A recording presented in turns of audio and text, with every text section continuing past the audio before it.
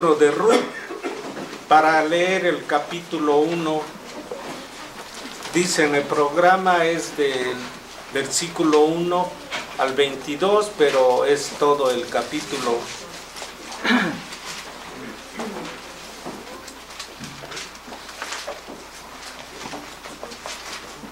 Ruth, capítulo 1. Lo vamos a leer como es habitual, alternadamente, y nos unimos en el versículo 22. Dice: aconteció en los días que gobernaban los jueces, que hubo hambre en la tierra, y un varón de Belén de Judá fue a morar en los campos de Moab, él y su mujer y sus 2 hijos suyos. El nombre de aquel varón era de Belén, y el de su mujer era Noemí, y los nombres de sus hijos eran Mahlón y Kelión, efrateos de Belén de Judá. Llegaron pues a los campos de Moab y se quedaron allí. Y murió Elimelech, marido de Noemí, y quedó ella con sus 2 hijos, los cuales tomaron para sí mujeres moabitas. El nombre de una era Orpa, y el nombre de la otra era Ruth, y habitaron allí unos 10 años. Y murieron también los 2, Mahlón y Kelión, y quedando así la mujer desamparada de sus 2 hijos y de su marido. Entonces se levantó con sus nueras y regresó de los campos de Moab, porque oyó en el campo de Moab que Jehová había visitado a su pueblo para darles pan. Salió pues de aquel lugar donde había estado, y con ella sus 2 nueras, y comenzaron a caminar para volverse a la tierra de Judá. Y Noemí dijo a sus 2 nueras: andad, volveos cada uno a la casa de su madre. Jehová haga con vosotros misericordia, como lo habéis hecho con los muertos y conmigo. Os conceda Jehová que halléis descanso, cada una en casa de su marido. Luego las besó, y ellas alzaron su voz y lloraron. Y le dijeron: ciertamente nosotras iremos contigo a tu pueblo. Y Noemí respondió: volveos, hijas mías, ¿para qué habéis de ir conmigo? ¿Tengo yo más hijos en el vientre que puedan ser vuestros maridos? Volveos, hijas mías, e idos, porque yo ya soy vieja para tener marido. Y aunque dijese: esperanza tengo, y esta noche estuviese con marido, y aún diese a luz hijos. ¿Habíais vosotras de esperar hasta que fuesen grandes? ¿Habíais de quedaros sin casar por amor a ellos? No, hijas mías, qué mayor amargura tengo yo que vosotras, pues la mano de Jehová ha salido contra mí. Y ellas alzaron otra vez su voz y lloraron, y otra vez a su suegra, mas Ruth se quedó con ella. Y Noemí dijo: he aquí tu cuñada se ha vuelto a su pueblo y a sus dioses, vuélvete tú atrás con ella. Respondió Ruth: no me ruegues que te deje ni me aparte de ti, porque donde quiera que tú fueres, iré yo, y donde quiera que vivieres, viviré. Tu pueblo será mi pueblo, y tu Dios mi Dios. Donde tú murieres, moriré yo, y allí seré sepultada. Así me haga Jehová, y aún me añada, que solo la muerte hará separación entre nosotras 2. Y viendo Noemí que estaba tan resuelta a ir con ella, no dijo más. Anduvieron pues ellas 2 hasta que llegaron a Belén, y aconteció que habiendo entrado en Belén, toda la ciudad se conmovió a causa de ellas, y decían: ¿no es esta Noemí? Y ella le respondía: no me llaméis Noemí, sino llamadme Mara, porque en grande amargura me ha puesto el Todopoderoso. Yo me fui llena, pero Jehová me ha vuelto con las manos vacías. ¿Por qué me llamaréis Noemí? Ya que Jehová ha sido testimonio contra mí, y el Todopoderoso me ha afligido. Así volvió Noemí, y Ruth la moabita, su nuera, con ella. Volvió de los campos de Moab, y llegaron a Belén al comienzo de la siega de la cebada. Amén. Vamos a responder a esta lectura entonando la alabanza número 68 Otra vez, naciones, escuchad. 51. La 51. Ah, sí, perdón, 51. Que es O Aldehuela de Belén.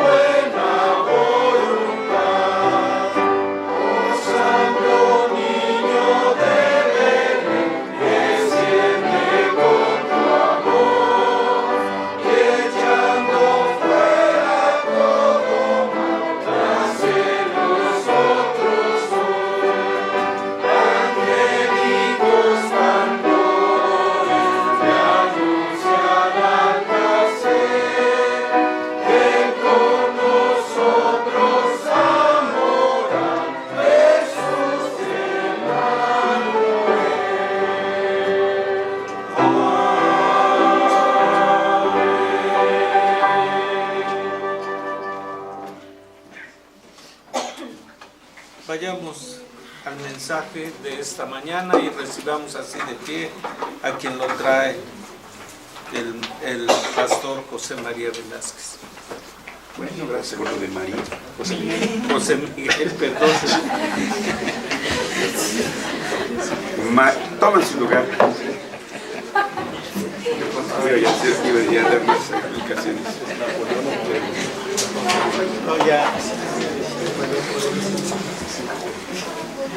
Bueno, a partir de hoy, Don Chema.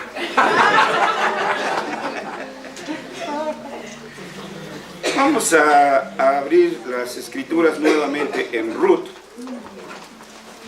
y vamos a leer los versículos 16 y 17.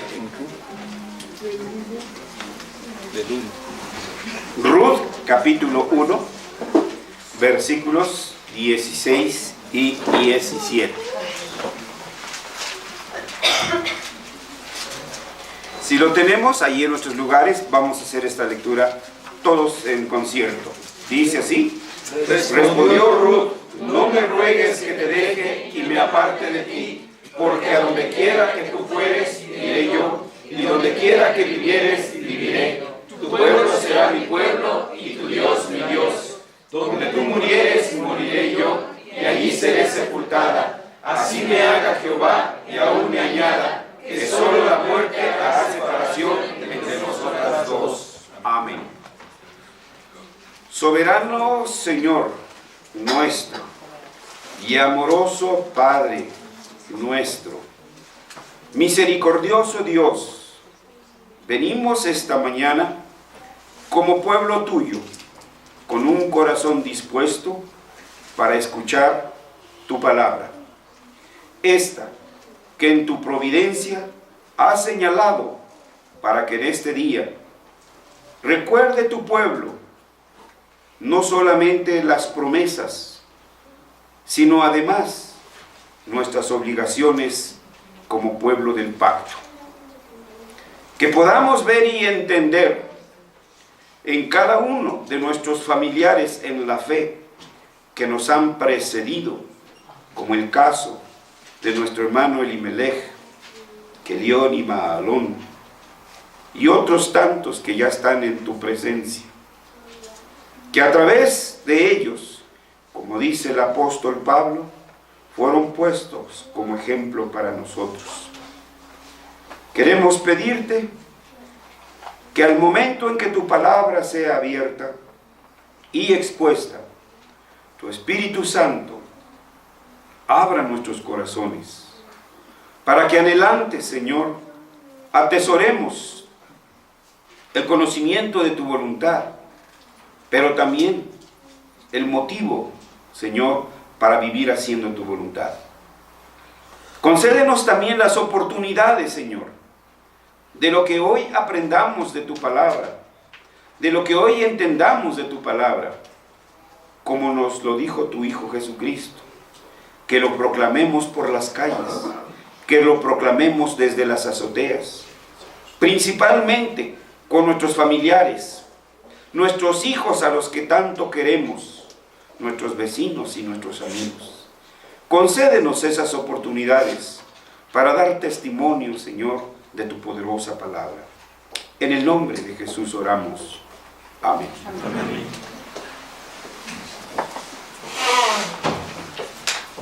Como vieron ustedes, el título que tenemos aquí es Ruth, incluida en el pueblo del Goel.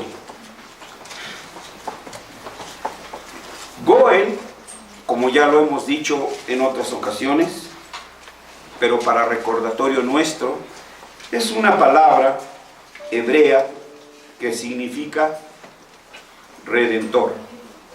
En otro capítulo explicaremos un poquito los alcances y el significado de la palabra Goel.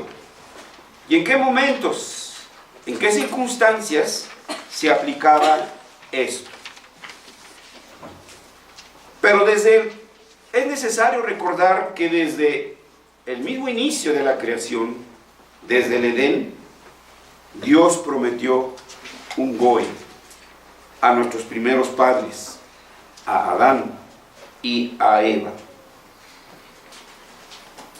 Y que desde entonces, a lo largo de toda la historia, a través de los patriarcas, a través de los profetas, a través de los apóstoles, de los padres de la iglesia, del pueblo del Señor, hemos venido anunciando la venida de ese Goel. Y vemos entonces cómo Ruth, una extranjera, una moabita, una que no pertenecía al pueblo de la promesa, Dios graciosamente la incluye, porque las excepciones las hace Dios, no los jóvenes. ¿Sí? Se sienten malones y queliones y dicen: esta moabita me gusta y esta me la traigo. ¿Sí? No a todos les ha ido bien, ustedes lo saben, pero ella fue incluida ahí y la vemos en la lista, como lo mencionamos en el resumen que dimos, el panorama que dimos hace 8 días, y en el Evangelio de San Mateo, el capítulo 1, en la genealogía de nuestro Señor Jesucristo. Ahí encontramos a Rahab de Jericó y encontramos también a Ruth de Moab. Ella fue incluida entonces en ese pueblo que esperaba ese Goel. Goel, como ya lo hemos dicho, significa redentor, y viene del verbo hebreo gimel alef lamed, que traducido es rescatar, salvar, redimir. El pueblo de la promesa es la raza redimida mediante la gracia de la elección soberana, a través de la obra expiatoria de nuestro Señor Jesucristo. Y en esta temporada de Adviento, la iglesia debe ver la ruta que se traza desde el pesebre hasta el Gólgota. En el libro de Ruth, aunque ahí humanamente hablando, parece ser que la protagonista fuera ella. Sin embargo, cuando nosotros leemos todo el libro completo, humanamente hablando, repito, el protagonista no es Ruth, sino Boaz,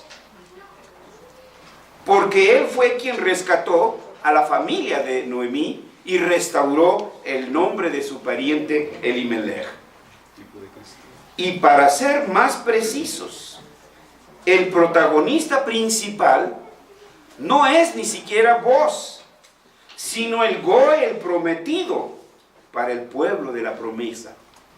Porque Boaz era el tipo de lo que se anunciaba, la sombra de lo que iba a venir. De la misma manera, en analogía diríamos, que Boaz rescató a una familia perdida, a una familia borrada prácticamente del mapa.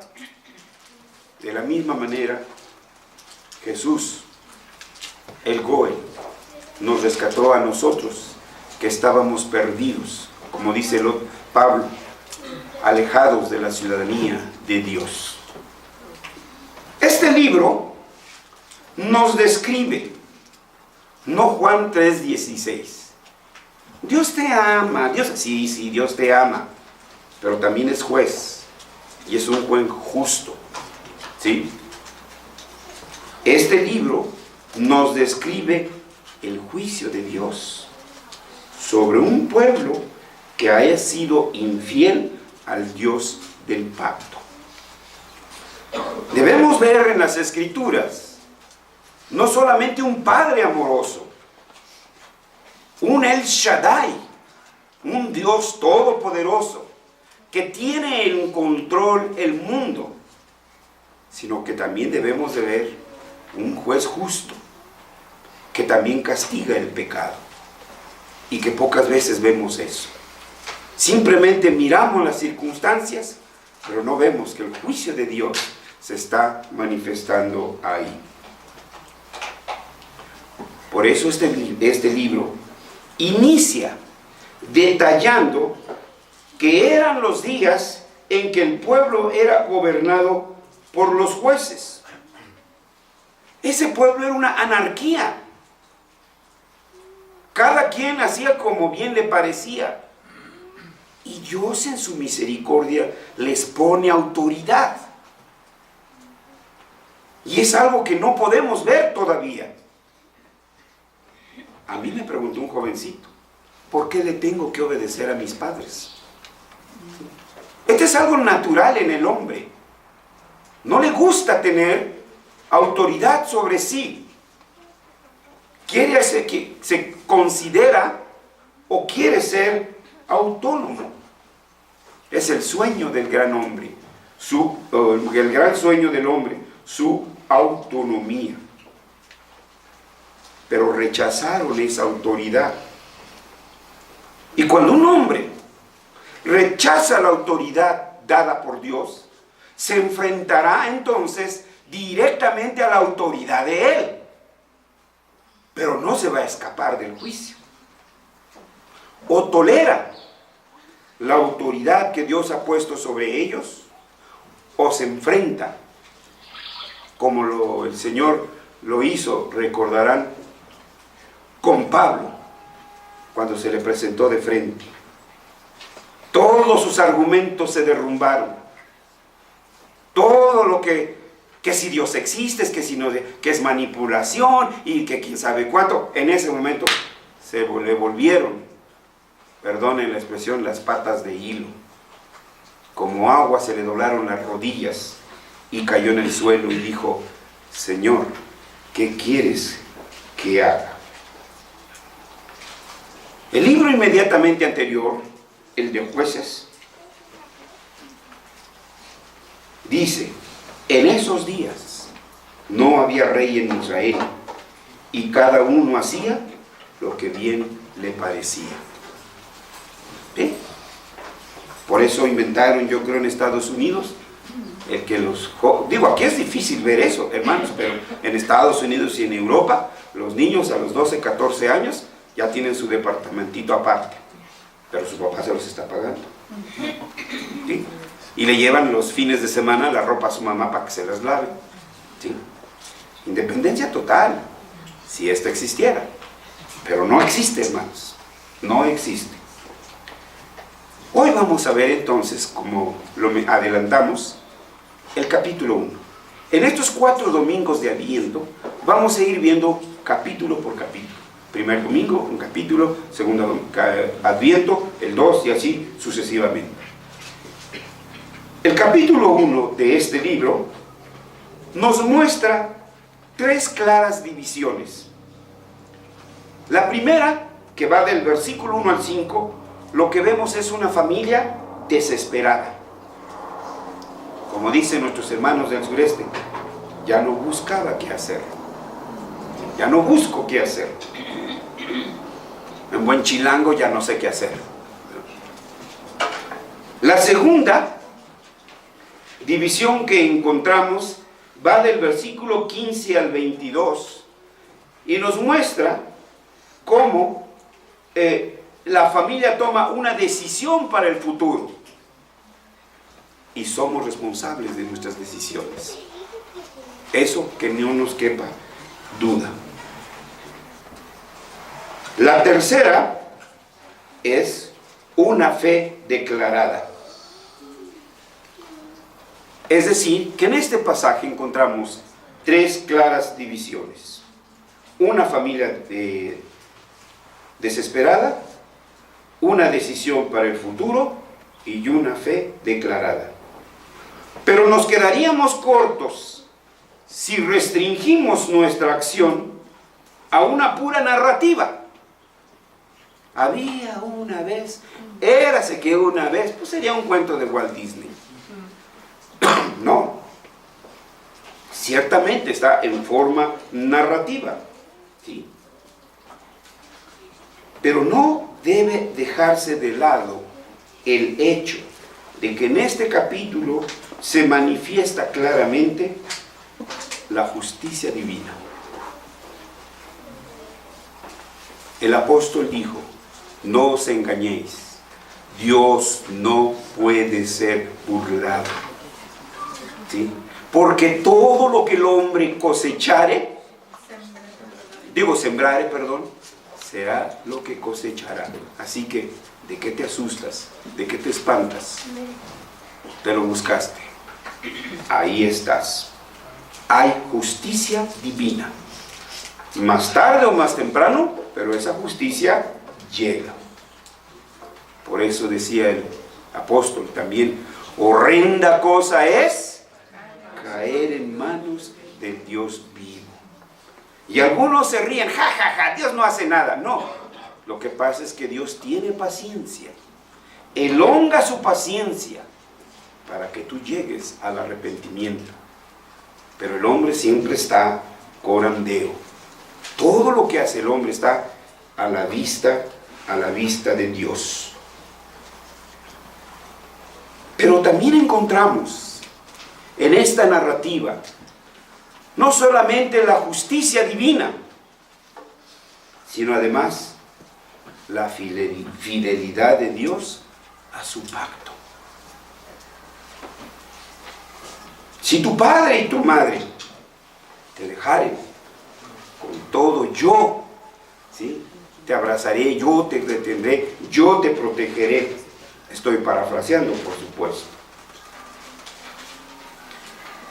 Pero hay una tercera cosa que no debemos de perder de vista, que en este capítulo vamos viendo, o mejor dicho, en este libro, los avances en la historia de la redención de los elegidos. Una marcha inexorable, que al fin de cuentas vendría a plasmarse, a clarificarse, a hacerse realidad en un pesebre de Belén. Si no lo podemos ver así, hermanos, pues váyanse allá con Santa Claus. No tienen lugar aquí, ¿sí? Pero, como dijo uno de los escritores también, yo un protagonista de la vida del pueblo de Israel, pero yo y mi casa serviremos a Jehová. Así que vamos entonces a la primera sección que anunciamos, que van de los versículos 1 al 5. El drama de una familia desesperada. Una familia como todas, las antiguas, porque hoy ya no podemos decir lo mismo, compuesta por un varón y una mujer. Este varón, del mal del nombre, Elimelech, el Dios, y Eli, mi Dios, Mech, rey, mi Dios es rey. Esos eran los testimonios, ¿no? No que hoy se quieren poner Ricky Martin. Nombres que testificaban, hermanos. Su esposa, Noemí, que significa dichosa, alegre. Vean cuál es la cara que debemos de poner, no como si nos tuviéramos en el estómago un puerco espino que nos comimos entero, ¿no? Es la felicidad que debe irradiar en nuestros rostros. Y tenían 2 hijos, Kelión y Malón. Una familia, como cualquiera de las nuestras. Pero el jefe de familia estaba desesperado. Pobre, no llegó hasta época, porque ya hubiera estado esperando, tendría la esperanza de la pensión universal. ¿Sí? Pero pues no, se adelantó. Así que pues ni modos. El jefe de familia, desesperado ante la situación crítica de Israel. ¿Quién de nosotros no ha vivido esos momentos, hermanos? La pregunta es cómo reaccionamos. Esa es la diferencia. Porque no me va a decir que solo usted o que solo yo. Yo creo que la mayoría de nosotros ha pasado por esa situación. Que sabe lo que es no tener trabajo. Que sabe lo que es no tener para la leche de los hijos, o para el pan, o para el pasaje de los hijos a la escuela. Cualquiera entiende esta situación. Y esta era la situación de Elimelech. Estaba desesperado por su pobre situación económica. Y decidió romper los lazos con su nación. Vamos a atravesar todo Centroamérica, Guatemala, México, y nos vamos a brincar porque nos vamos a brincar. Sí, chuchis, ¿cuántos pudieron pasar, hermanos?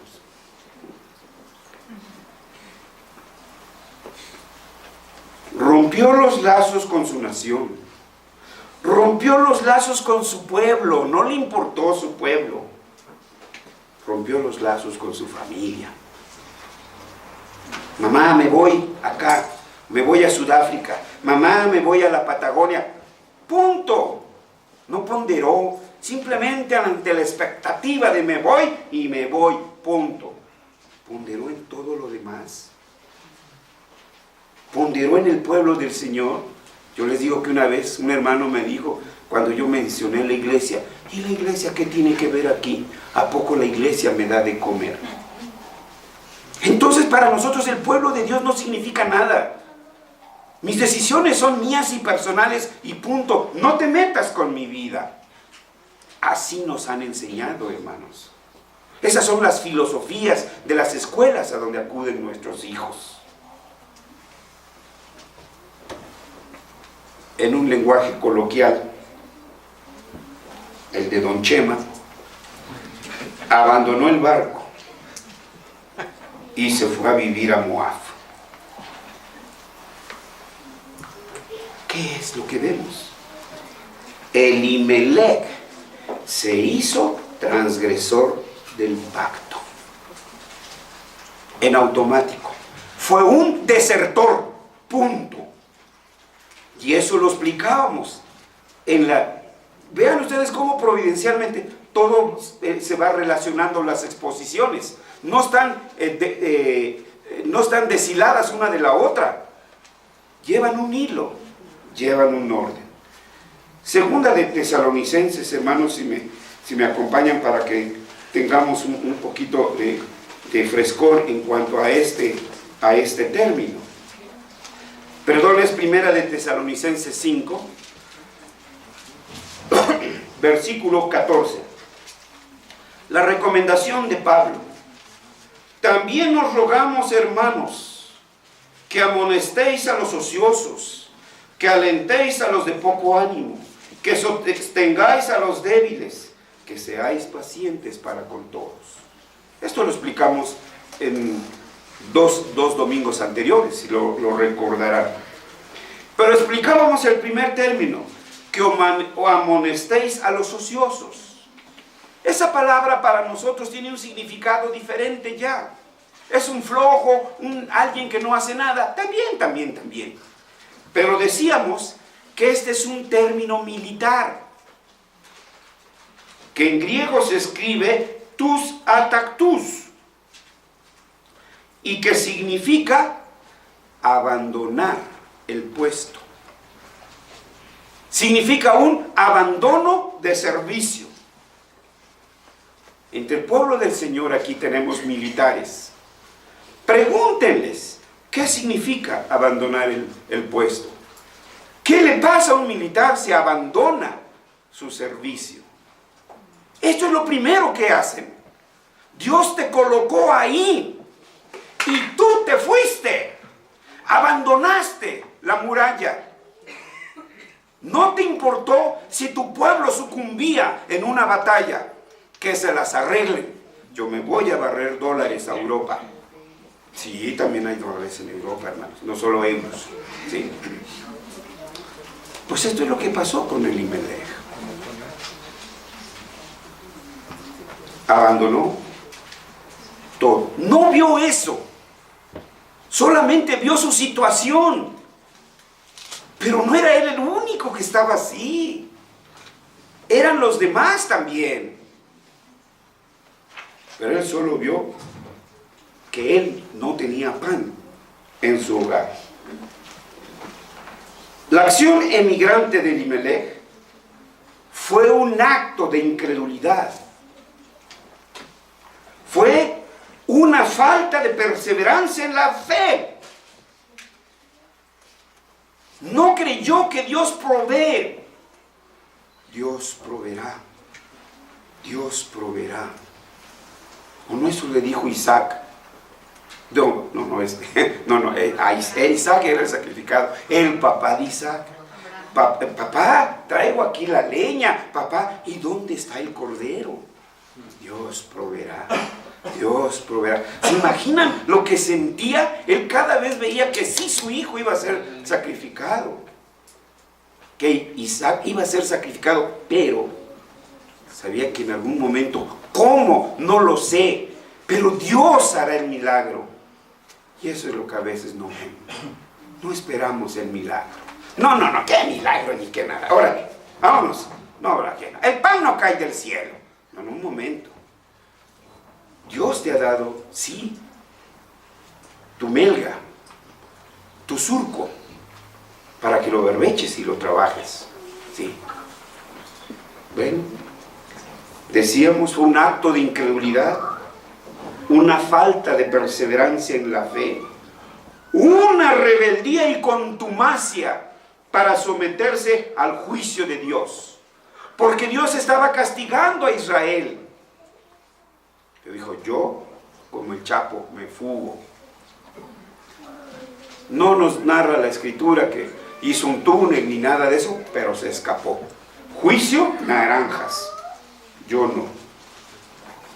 La escritura dice que la justicia engrandece a la nación. Pero Israel se había envilecido. Basta recordar los episodios tan bochornosos como el intento de sodomía que los hombres de Gahaba, pueblo de Israel, pretendía llevar a cabo con un levita que pasaba por su pueblo. Y cómo en su lugar mancillaron a su concubina toda la noche hasta el amanecer. ¡Qué asco! Ese era el pueblo de Israel. Como si hoy dirían, este es un cristiano. Digo, si hiciera todas esas cosas. Pero el juicio de Dios había llegado a Israel. Cierto, el juicio divino llegó, pero poco a poco también vendría la misericordia divina. ¿Quién de nosotros se goza en castigar a nuestros hijos? ¿Quién de nosotros se goza en darle, dale? No, si le damos 1, 2, 3, pero ya no aguantamos el 4, 5, 6. Ya nosotros estamos llorando por dentro, hermanos. Ya nuestras entrañas se están desgarrando, porque estamos castigando al que es carne de nuestra carne, sangre de nuestra sangre. Y eso mismo hace Dios con nosotros. Rebeldes, contradictores. Pero Dios extiende su mano misericordiosa hacia nosotros. Castiga, pero también sana. Castiga, pero también cura. Y eso lo sabía Elimelech. Si no por él, por otros. Pero no lo creyó. Elimelech mostró su impaciencia para esperar el tiempo de Dios, no el de él. Ese es nuestro problema. Ándale, Aladino, pero ya así, mira. Quiero un trabajito en Pemex. Bueno, ya no es tanta promesa ahora, y menos con los pejejistas de ahora, así que olvídense. Y eso es lo que quieren. Que como si Dios fuera el genio de la lámpara, le frotáramos y ¡pum! Ya quiero esto. ¿Sí? Insisto, Elimelech mostró su impaciencia para esperar el tiempo de la liberación que vendría de parte de Dios. Prefirió irse a vivir en medio de un pueblo idólatra. Prefirió abandonar su puesto de servicio. Y nuestra tarea es ser testimonio a las naciones. Para eso el Señor nos llamó, para que seamos testimonios para ellos. Elimelech murió en Moab. Sus hijos se casaron. Dijeron, no, nos regresamos a Israel y nos casamos con una judía. Sí, chuchis. Lo primero que encontraron, una Iztapalapeca o una no sé de dónde, y dijeron, esta. Sus hijos se casaron con mujeres moabitas, mujeres paganas, mujeres pecadoras que nada difieren de los hombres. En su mensaje, bueno, pues de lo que uno está viviendo, hermanos. En su mensaje del peje a las Fuerzas Armadas, en una de sus fracciones dijo, no el del 1 de diciembre, ¿no?, sino el que fue allá en el campo militar: ustedes son pueblo con uniforme. Se los echó a la bolsa. Sí, pero le aplaudieron los de abajo, ¿no?, los que no entendían la situación. Bueno, ese punto con mujeres y hombres. Es igual de pecador el hombre, igual de pecador la mujer. No hay en ese sentido diferencia. Así que encontramos de pronto ya a Malón casado con Ruth y a Kelión casado con Orfa. Y pasaron 10 años de matrimonio y no escuchamos que hubiera hijos. Pero también murieron Malón y Kelión, y Noemí se quedó sola con sus 2 nueras. Ahí está la desesperación. En esta situación desesperada, el Señor llevó a recapacitar a Noemí. ¿Qué hacía ella sola en un país extranjero? En Belén, Dios había tenido misericordia de su pueblo y empezó a haber pan. Ruth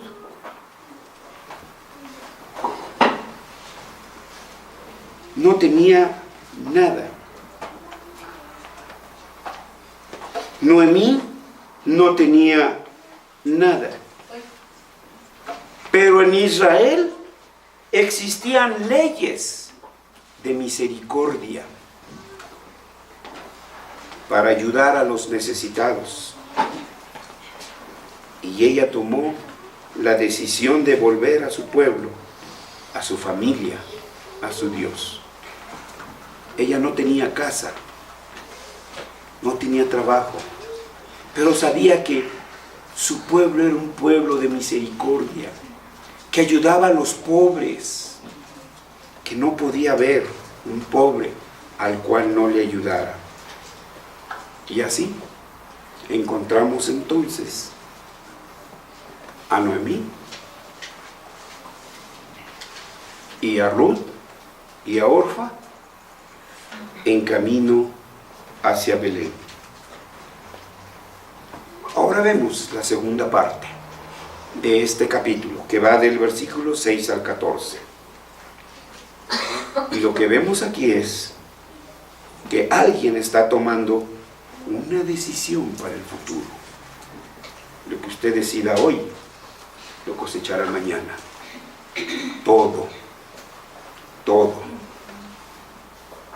Ruth y Orfa decidieron acompañar a su suegra.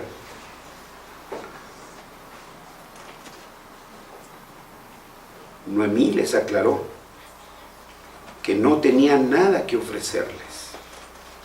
Las tierras de su marido ya habían sido vendidas. Vivirían de la caridad de un pueblo que había sido enseñado a cuidar de los pobres. Porque además de las leyes levitas que existían para ayudar a los pobres, Proverbios nos revela otras indicaciones acerca de lo que se debería de hacer con los pobres. Por ejemplo, Proverbios 19, si alguien lo busca y nos lee el versículo 17, Proverbios 19, 17. A Jehová presta el que da al pobre, y el bien que ha hecho se lo devolverá a pagar. Pero no creemos esas promesas. Cuando usted le presta, cuando usted le da a un pobre, no se lo está dando a él, se lo está dando a Dios. ¿Y Dios qué dice? Te lo devolverá. ¿Pero cómo? ¿Se acuerdan de la viuda? Su Maravedí, que era lo único que tenía. Y que ha de haber pensado, Dios proveerá, y lo puso ahí. Y los otros metían la bolsa en el bolsillo. Bueno, todavía no existían los pantalones, ¿verdad? ¿Sí? Y lo iba colando, ¿sí? Como ya van monedas de a 20, yo creo que van a pesar como 1 kilo, ¿verdad? Hasta que quedaron las moneditas de 50 centavos. ¡Pum! Echar esas ahí. Damos lo que nos sobra, lo que nos sirve, lo que ya no queremos. Cuidado, hermanos. Eso no es misericordia, hermanos. De ninguna manera. Y Proverbios 28, versículo 27. El que da al pobre no tendrá pobreza, mas el que aparta sus ojos tendrá muchas maldiciones. Miren la frase. ¿Quién la está diciendo? ¿Un político? ¿La promesa de un político? ¿La promesa de un nuevo presidente? No mencionen los nombres, porque De Dios. ¿sí? Es la promesa de Dios. El que da al pobre, No tendrá. pues vea entonces por qué está pobre. Por esto, mire, por esto es pobre. pero bien pobre, porque cómo le duele, cómo no puede dar, no puede compartir. No sabemos compartir, hermanos. Pero esta es una promesa. El que da al pobre nunca será pobre. Pero no la creemos, hermanos. No la podemos creer. ¿Por qué? Y todavía la otra parte. Mas el que aparta sus ojos, ¿qué dice? Da muchas maldiciones. Lo contrario de bendición. ¿Sí? Entonces, no te va a rendir lo que tienes. Así de sencillo. ¿Sí? Lo vas a perder en otras cosas. Así de sencillo, hermanos. Pues ante esta expectativa, Orfa sí le dio medio. Y dijo, mejor me regreso. Y se regresó. Pero Ruth decidió quedarse con su suegra. Vean. No tienen muy buena fama las suegras, ¿eh? Noemí insistió en la situación desesperada. No, hija, ¿qué vas? Pero Ruth había conocido al Dios de Israel. Ruth conoció al Dios de Israel como un Dios clemente, como un Dios misericordioso. ¿Y cómo llegó a entender esto? Sin duda que fue por el testimonio de su esposo y el testimonio de su suegra.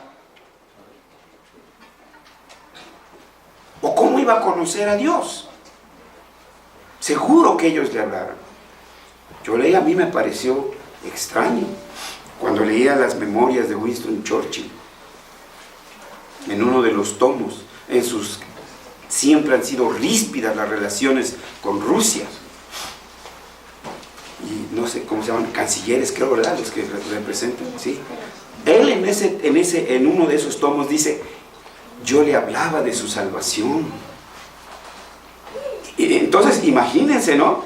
Una situación política, pero están espantados porque, no es que lo crean, ¿no? Porque alguien le dio un bastón a alguien que ustedes saben. No es que ya no podemos decir nombres, ¿eh? No sabemos cómo se vaya a desarrollar el asunto. El hombre es un hombre de fe. ¿En qué tiene fe? Esa es la cosa distinta, ¿no? Eso es distinto. Entonces ellos le hablaban. La fe viene por el oír. Miren, Primera de Pedro, capítulo 3, versículo 1. Si alguno lo puede leer también. Primera de Pedro 3, 1. Puesto que Cristo ha padecido por nosotros en la carne, vosotros también, amados del mismo Pedro. Primera de Pedro 3, 1. Asimismo, vosotras mujeres, estad sujetas a vuestros maridos, para que también los que no creen en la palabra, sean ganados sin palabra por la conducta de sus esposas. No solo se refiere esto a las esposas, sino también es aplicarle a los esposos. Para que sean ganados, ¿por qué? Por la conducta. ¿Qué has hecho para ganar a tu esposo? ¿Tu conducta es la de una mujer hija de Sara? ¿O hija de Lady Jaja? Vean, ¿a quién imitamos? ¿A quién debemos entonces de imitar? Nuestra conducta tiene mucho que ver. Y esto es lo que vemos ahí. Ruth sabía que si volvía con su familia y con su pueblo, no podría adorar al Dios de su esposo y de sus suegros. Le iban a poner la disyuntiva: o tu religión o yo. Ruth tuvo que hacer una firme decisión para el futuro. Y en una manifestación de su fe, le dijo a su suegra: tu Dios será mi Dios, tu pueblo será mi pueblo. Donde tú murieres, moriré yo. Qué inmensa la gracia divina. No es del que quiere ni del que corre, sino del que Dios tiene misericordia. Y tuvo misericordia de Ruth, porque abrió su corazón. Dios le abrió su corazón y Dios la llevó en fe al abrazar de estas promesas. ¿Qué es lo que vemos? que Orfa no estaba incluida en la familia del pacto, a pesar de que le fue hablado del pacto. Pero jamás se rindió a las promesas del pacto. Fue dejada en su incredulidad. Conocía del Dios de Israel, pero no había vivido en fe las promesas del testimonio de la familia de su esposo. Ruth, en la gracia del Señor, sería incluida en la realeza del rey David, linaje del cual vendría Jesús, el Mesías. Porque como dice la Escritura, por gracia sois salvos, por medio de la fe, y esto no de vosotros. Y así llegamos a la tercera y última sección de este capítulo, una confesión de fe pública. Del versículo 15 al final. En la declaración de fe de Ruth, dice: no me apartaré de ti, tu pueblo será mi pueblo y tu Dios será mi Dios. Aquí se manifiesta la unidad, la identidad y la fe que debe caracterizar a cada miembro de la familia. Dije unidad, dije identidad, dije la fe.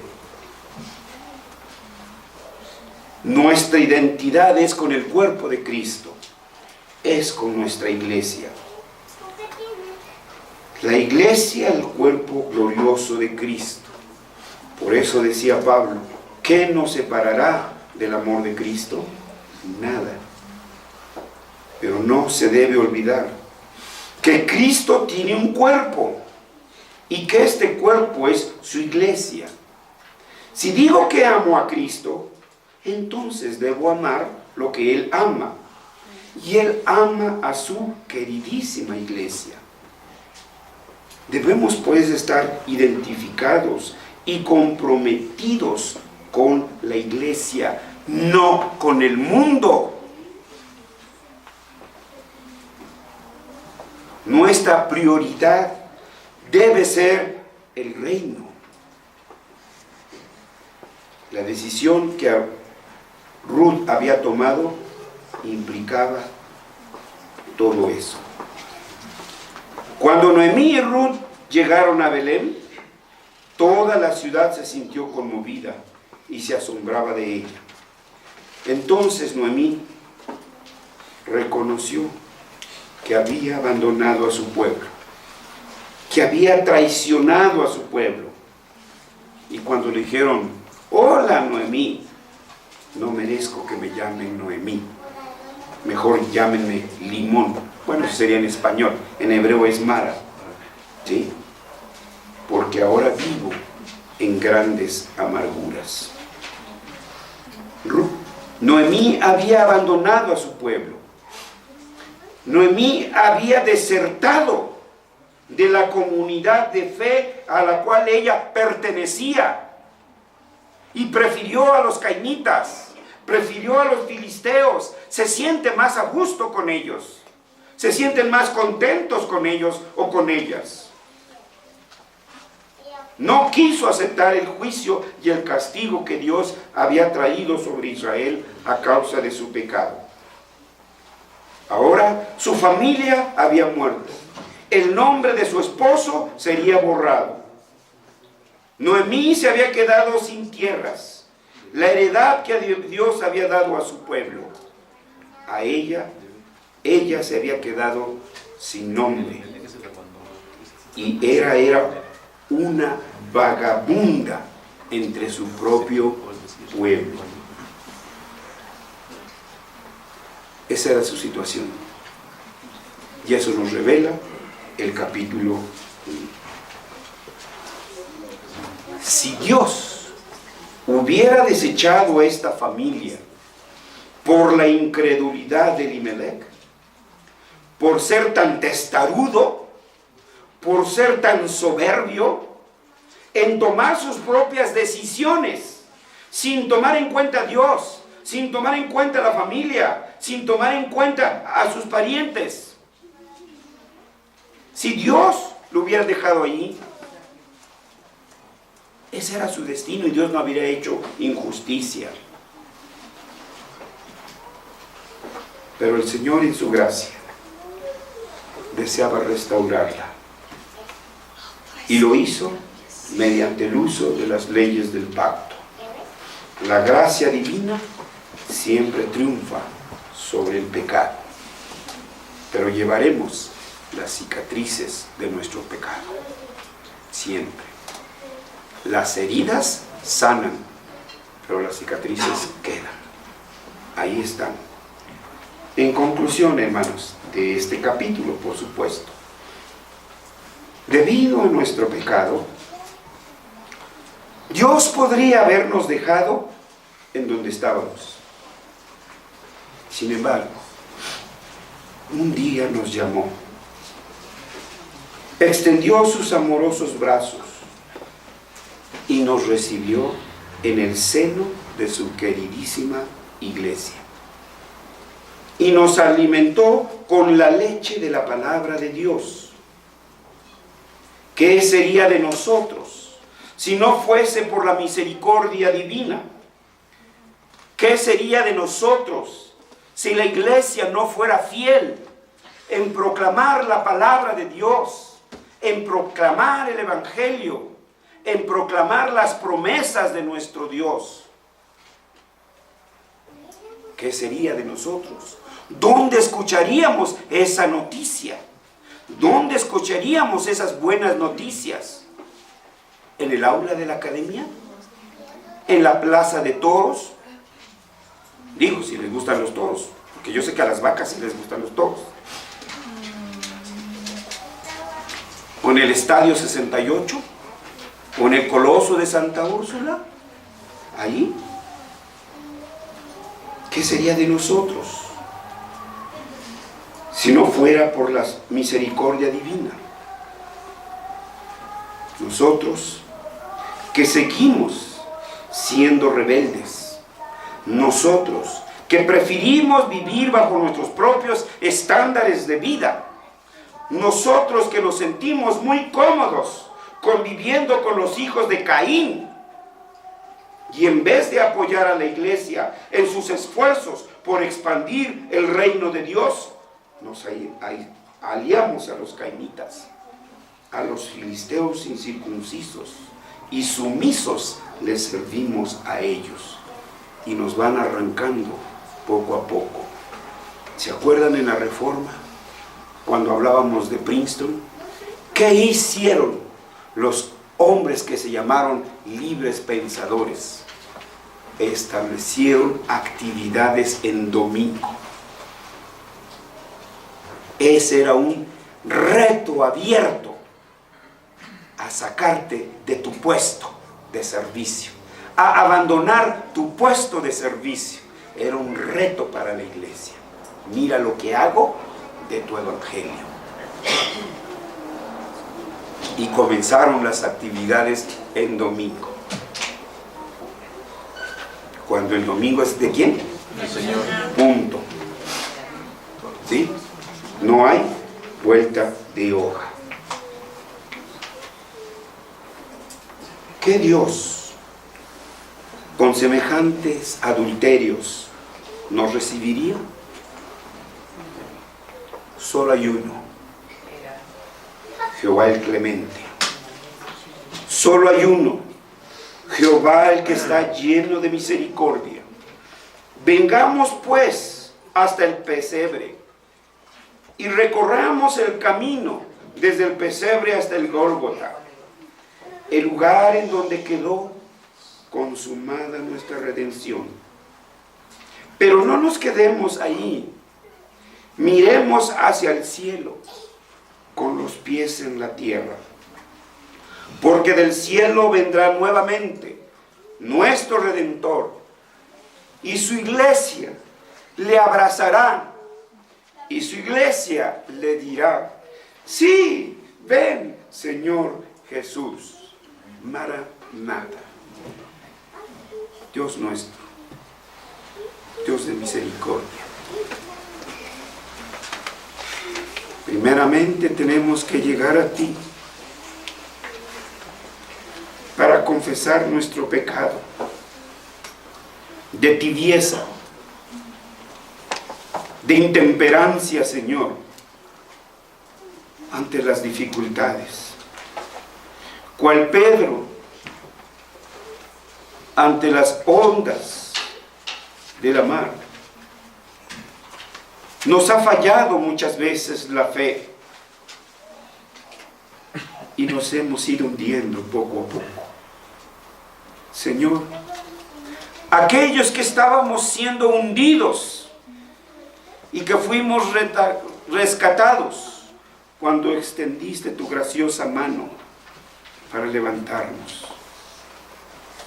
Que seamos fiel testimonio vivo para nuestros hijos y familiares que en poco tienen a tu iglesia, que en poco tienen a tu pueblo. Señor, que sus costumbres no nos arrastren, que sus tradiciones no nos seduzcan. Este es tiempo, Señor, de dar testimonio de lo que significa la Navidad. Significa que el Redentor ya llegó. Significa que el nuevo tiempo ya inició. Que los postreros tiempos ya iniciaron. Significa que debemos proclamar tu evangelio entre nuestros amigos y entre nuestras familias. Danos pues esas oportunidades, Señor. Te lo rogamos en el nombre de Cristo Jesús. Amén.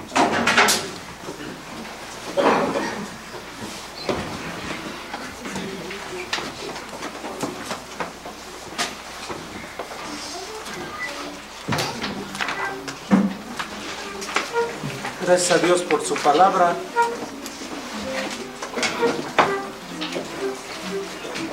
Los invito a que ahora entonemos en respuesta otra vez, naciones, escuchad. Es la 68.